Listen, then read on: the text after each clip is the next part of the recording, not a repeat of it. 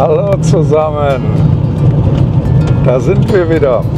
Das sind jetzt die letzten Meter bis zu meinem Bauernhof. Eine sehr ruhige und schöne Gegend ist das hier.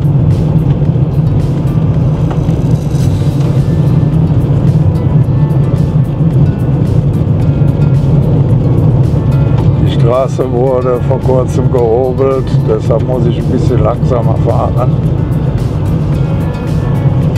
Die Steinchen, die sind alle ganz lose und da rutscht das Auto schnell. Außerdem habe ich die beiden Vierbeiner hier mit mir. Das Auto ist vollgepackt mit Sachen und gleich wird wieder ausgeladen. Und wir werden eine Runde spazieren gehen. Heute ist ein sehr warmer Tag, es ist unglaublich. Wir haben Minus, hätte ich fast gesagt. Wir haben plus 18 Grad.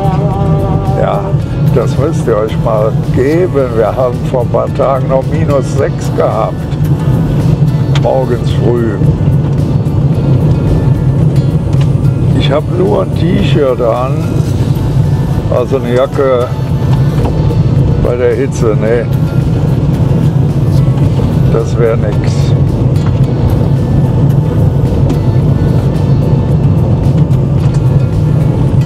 So, da sind wir schon. Jetzt wollen wir mal den Hof fahren. Ah, mein Kumpel ist auch da.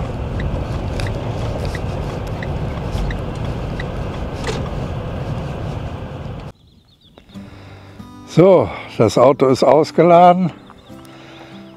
Und jetzt gehe ich mal mit den Hunden ein bisschen spazieren. Ich zeige euch mal so ein bisschen die Gegend. Das ist der Nachbar.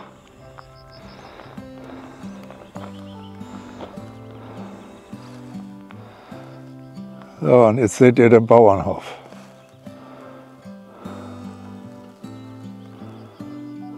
Hier wohne ich jetzt.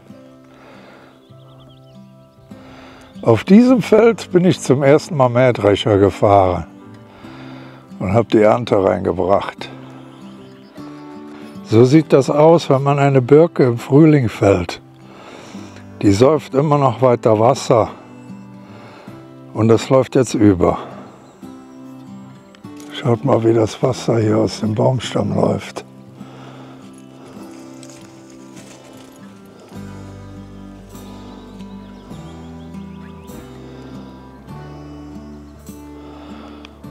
Der Baum versteht noch nicht, dass er geschlagen wurde.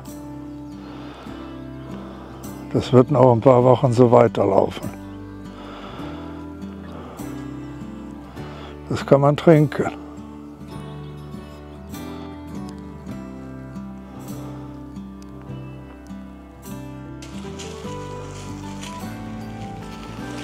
Ja, erstmal das Revier markieren.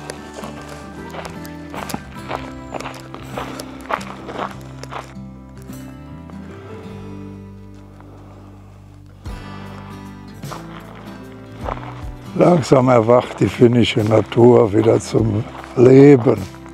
Der Winterschlaf ist vorbei.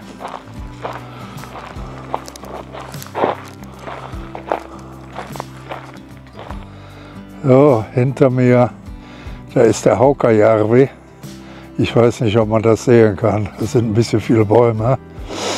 Da habe ich meinen ersten Urlaub verbracht, 1980.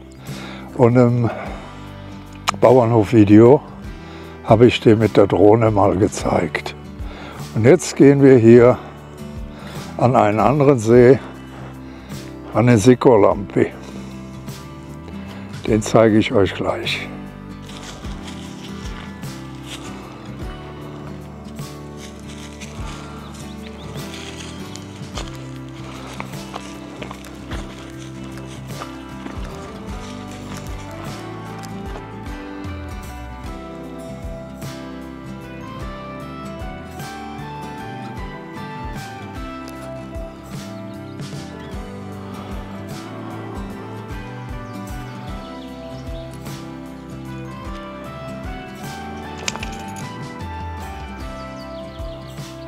Jetzt zeige ich euch mal, aus welchem Holz die Kuksas gemacht werden. Für die Leute, die es nicht wissen, die Kuksa ist eine Holztasse.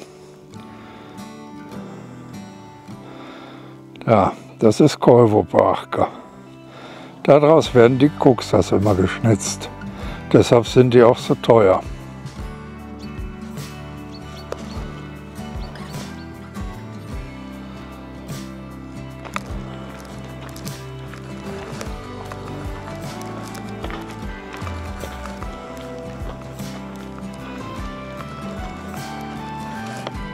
So, jetzt machen wir erstmal eine Verschnaufpause.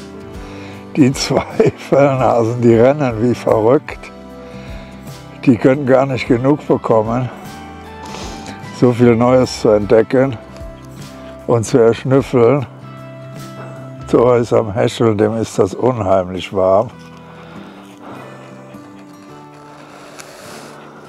Ja, Gerda muss sich ja was schonen wegen ihrem Beinchen.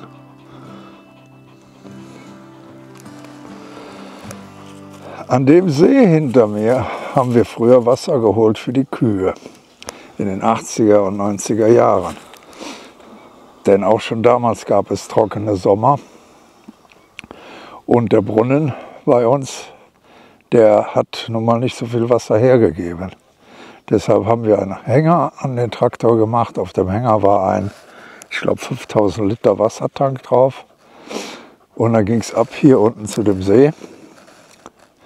Der Hänger wurde ins Wasser gefahren und an den Traktor hinten dran kam eine kleine Pumpe.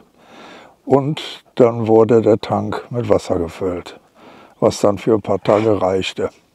Und so hatten dann die Kühe, die auf der Weide waren, immer ihre Wanne voll Wasser. Es ist enorm warm heute. Ich bin am Schwitzen. Also eben hat das Thermometer noch 18 Grad angezeigt. Ist natürlich für Finnen schon Hochsommer nach dem kalten Winter. Ja, ja, und ihr seht, es wird endlich alles grün. Die Luft, die riecht so gut. Der Frühling, der hat einen ganz besonderen Duft. Und bald haben wir Sommer. Lange dauert das hier nicht mehr. Könnt ihr hören, wie ruhig das hier ist? Man hört nur den Hund häscheln und ab und zu den Wind und ein paar Vögel. Richtig angenehm hier zu sitzen auf dem Rasen.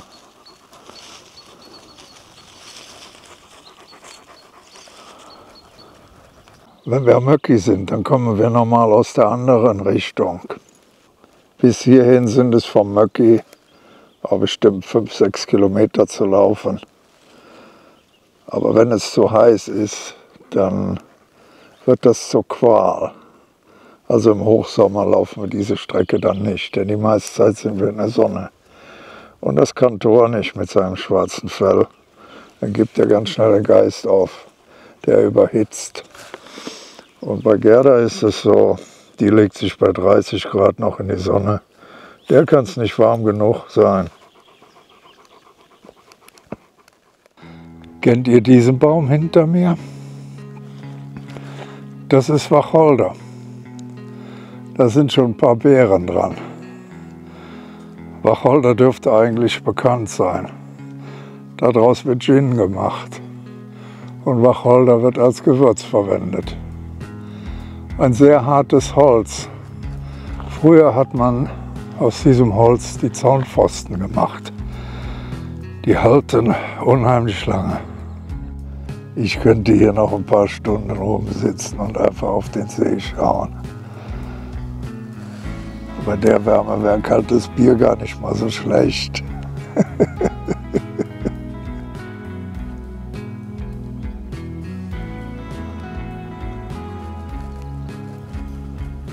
Wir gehen jetzt langsam wieder in Richtung Heimat. Ich habe gerade gemerkt bei der kleinen Pause, dass ich schon wieder mitten in den Ameisen sitze. Wie immer. Ja, da muss man aufpassen, wenn man im Wald ist. Ja, und sich auf einen alten Baumstumpf setzt. Die haben immer Bewohner.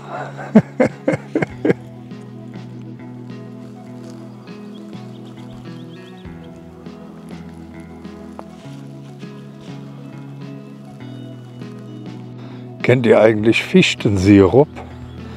Habt ihr sowas schon mal genommen? Gegessen oder als Medizin verwendet?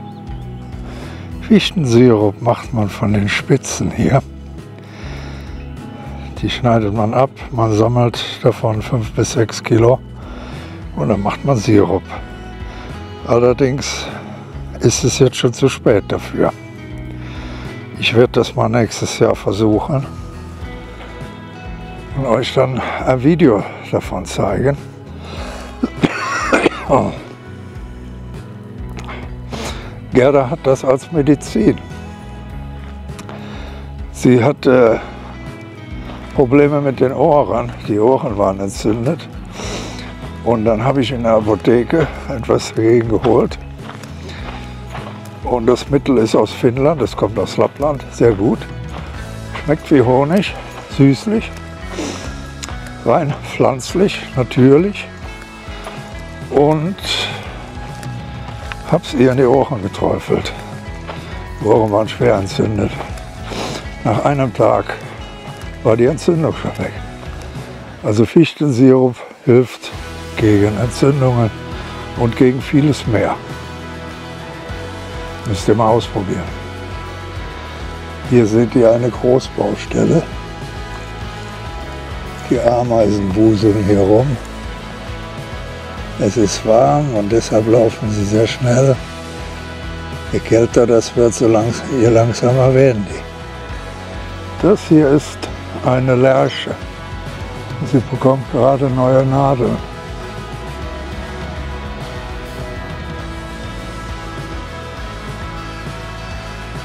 So, jetzt sind wir fast wieder da. Gleich werde ich die Hunde ins Auto packen und dann geht es wieder zurück. In ein paar Tagen werde ich nach hier ziehen. In Savitapala habe ich dann nur noch Kleinigkeiten zu erledigen. Und das ist dann nur stundenweise. Was soll ich mich da noch aufhalten? Hier ist doch viel schöner. Diese Ruhe ist überwältigend. Ich meine, es ist nicht so, dass in Savitapala auch furchtbar laut ist. Aber hier hört man kaum was. Ab und zu fahren wir hier Autos lang. Entweder sind es Anwohner oder Leute, die irgendwo ans Möcki wollen. Aber viel los ist hier nicht. So, da sind wir wieder. Jetzt mal noch ein paar Sachen packen und dann geht es wieder zurück. So, liebe Freunde, das war's für heute. Jetzt habe ich euch ein bisschen die Gegend gezeigt. Ich hoffe, es hat euch gefallen. Wenn euch das Video gefallen hat, dann Daumen nach oben. Hat es euch nicht gefallen, dann gebt mir 2 Daumen nach oben. Wenn ihr mehr sehen wollt und habt noch kein Abo, dann nehmt euch jetzt eins. Es kostet nichts. Es kommen noch mehr Videos und wir werden schauen, was ich noch alles zu zeigen habe. Es gibt einiges. Ja. Also, ich danke euch fürs Zuschauen und bis zum nächsten Mal. Hey, hey!